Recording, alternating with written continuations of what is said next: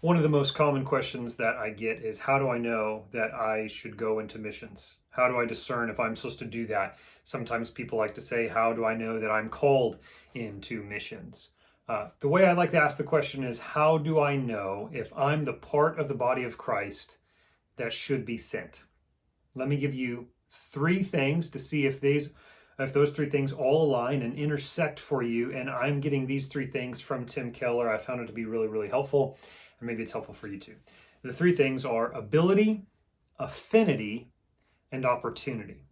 So the first one, this ability. Do you have the gifts to do this kind of work? Do others also affirm those gifts? Hopefully this is your local church saying, we see this in you.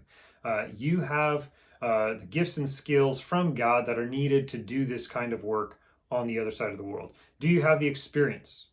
So often when we're interviewing people or looking to recruit people, we're going to ask them, have you had some kind of biblical or theological education?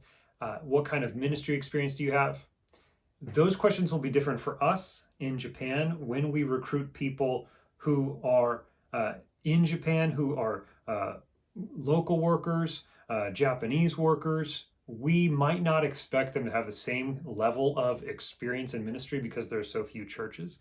But certainly, if we're telling you, go and fundraise for a year, learn a language for 2 years, move across the world, completely uproot your life and adapt to another culture, you should probably have some kind of significant ministry experience or training so that when you get to this new context, you are going to be a blessing to the church and you're able to make a benefit right away.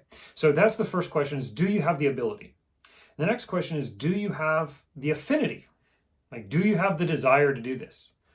And do you have right motives? If you're looking to do this just because you think, I think people will really like me. If I see missionaries, they seem to be affirmed by a lot of people. I like the way that my church brings missionaries on the stage. Those are not good motives. If you are thinking, this will be a way to get God to love me, then you have to relearn the gospel and understand God already loves you. This is not something you do in order to earn your salvation or earn God's love. So, do you have right motives and do you have a desire to do this? So, I've had many conversations with people who are interested in being a worker in Japan, working in a church, and I'll ask, what is your ability? What's your craft? What is your ministry skill that you want to do? Very often people haven't thought of that and they're just envisioning themselves as a full-time friend maker. And so we're looking for you to have some kind of craft, some kind of ministry skill, something that you're going to do to serve the church.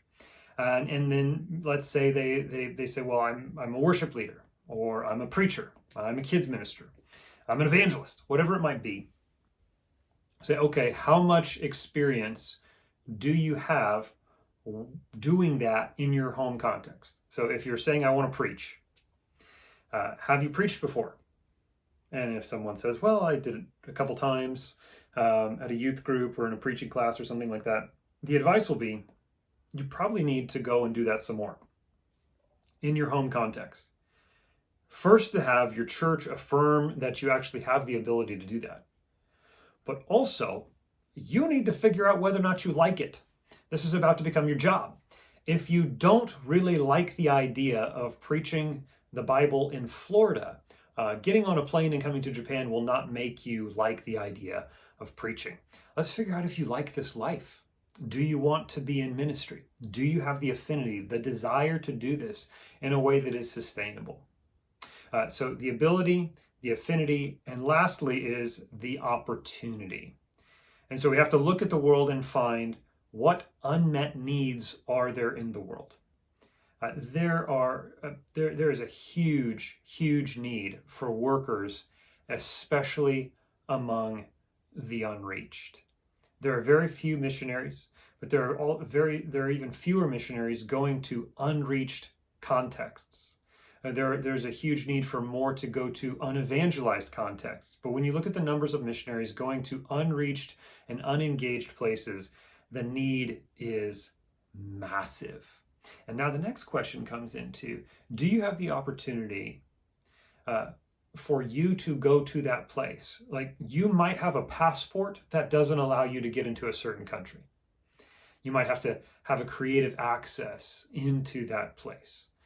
So is there an opportunity for you to go there? And the opportunity also might take the form of a team of people that you could work with good accountability above you. If you're looking to lead a team, is there anyone wanting to follow you? Does the opportunity manifest itself in that way? Do you have other people who share in this same vision with you, who will get on board and who are going to go to another place in the world and execute this mission with you? The opportunity has to be there. Another aspect of opportunity could be just your own life situation. So, do you have a situation where your family could move? Someone who says, "Well, I have 16 kids. It's going to be very hard for you to move across the world." I'm not saying it's not possible. I'm not saying it won't go really well, but it might be really hard. Someone who says, "I'm an only child and my parents are aging, and in fact, they need a lot of care." That person will probably have a very hard time going to the other side of the world. And in that way, the opportunity might not be there for you. So you have to look at your life situation and see, has God arranged things in a way where I have the flexibility to be able to do this? I can go. There is a need. There's some people I can go with. There's some accountability over me. I like the work, and people are affirming that I have the ability to do this. If all those things are intersecting for you, you might be the part of the body of Christ that should go and be sent to another part of the world. What other considerations are there? What is your story? I hope this is helpful.